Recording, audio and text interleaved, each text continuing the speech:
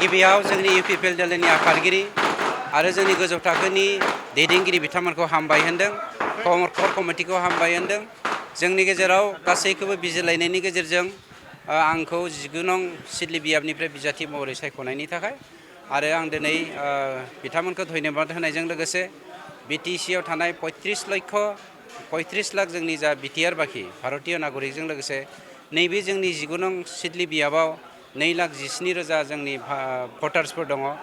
आं जोंनि इउपिपिएल दोलोनि जानानै आंनि जानानै गुरैयै साफ्रोमबो भटार्सफोरनिसिम गुरैयै खावलायगोन जेन जोंनि आसामनि जौगानायनि थाखाय आरो आसाम एसेम्ब्लियाव थांनानै बिटिसि हालामनि आरो नैबे 19 नं सिदली बियाबनि जानानै जौगाथायनि जा बिहननाय बे बिहननायखौ लाबोनो हायो बेखौनो आं रायजो राजाफोरनि खाथिसिम खावलायगोन जेन बिथांमोननि आशीर्बादा थागोन आरो बे आशीर्बादनि गेजेरजों बिहननायखौ लाबोनो हागोन होननानै। एनडिपि हिसाबै नोंथाङा सासे बिजाथि महरै गसंनो हाबाय, जेनेबा इउपिपिएल दोलोआ फोसावबाय, रायजो राजानि बाथ्रानिफ्राय एनडिपिनि जे समस्या बेखौ नोंथाङा माबायदि मावलांनो? थांनाय बिटिसि सरकाराव बिटिआर सरकारा मानब गेदेर प्रमद बर' बिथांनि दैदेननायाव 50निख्रुइबो बांसिन मानसिखौ जोङो जेलनिफ्राय जोंनि एक्स एनडिपि जोंनि दैदेनगिरिफोरखौ जों बख'नो हादों आरो गोबां खामानिखौ जोङो मावलांदों।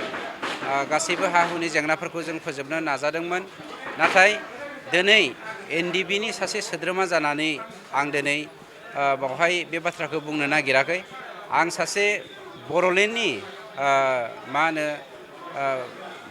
होनो सिटिजेन जानानैसो आं बाथ्राखौ बुंनो नागिरदों जे जोंनि एनडिपिआ बर'लेण्डआवहाय जौगाथाय लाबोनायनि थाखाय, हारि राव हारिमु गायसननायनि थाखाय गासैबो जाथि जनगोष्ठीखौ बजबनानै इउपिपिएलनि गेजेरजों जौगानायनि जा खामानि मावदोंमोन बे खामानिखौ मावफुंहोनो थाखाय दिनै जोंनि पार्टिया आंखौ बिजाथि महरै सायख'दों आरो बे खामानिखौ आं आसाम एसेम्ब्लियाव थांनानै मावहैनो नाजागोन आरो नाजानायजों लोगोसे जौगाथायजों लोगोसे जोंनि बे हालामखौ माबोरै सोलोंथाइ बिथिङाव मुलुगनि गेजेराव जौसिन थाखोआव लांनो हायो बेखौबो जों नाजागोन। सार, माब्लानिफ्राय रायजो राजानि खाथियाव थांगोन नोंथाङा?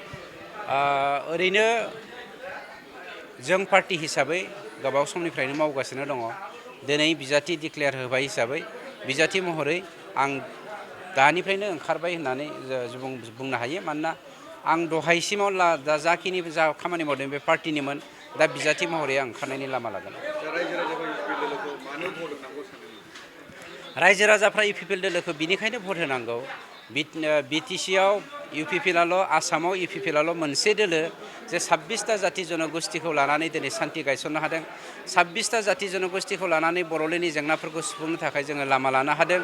दा 26टा जाथि जनगोष्ठीखौ लानानै जोङो इउपिपिएल दोलोआ बिटिसिआव खामानि मावनो हानाय बायदियै 140निख्रुइबो बांसिन जाथि जनगोष्ठीखौ लानानै इउपिपिएल दोलोआ आसामावबो खामानि मावनो हाहैगोन बेखौ जोङो फोथायनाय दङ आरो बेनि थाखायनो रायजो राजाफ्रा सान्थि जौगाथाय आरो खौसेथिनि थाखाय जोंखौ हेफाजाब खालामगोन होननानै जोंहा फोथायनाय दं। बिजाथिनि जे टिकेट बेखौ लानानै दोलो बारस्लायनाय जों नुदों। बियो स्वाभाबिक, मानसि हिसाबै मोननो लुबैनाया बयहाबो थायो आरो गावनि मिजिङा जाफुङाब्ला बोराबनाय बेरेदनाय बियो थाखायो, खिन्थु बियो दान्दिसेनि थाखाय। नाथाय पार्टिनि ग्रेटार इन्टारेस्ट, हारिनि ग्रेटार इन्टारेस्ट, सान्थिनि ग्रेटार इन्टारेस्ट, जौगाथायनि ग्रेटार इन्टारेस्टनि थाखाय बेफोरो गेदेर खोथा नङा। साननैसो उनावनो गासैबो गोरोबलांजोबगोन।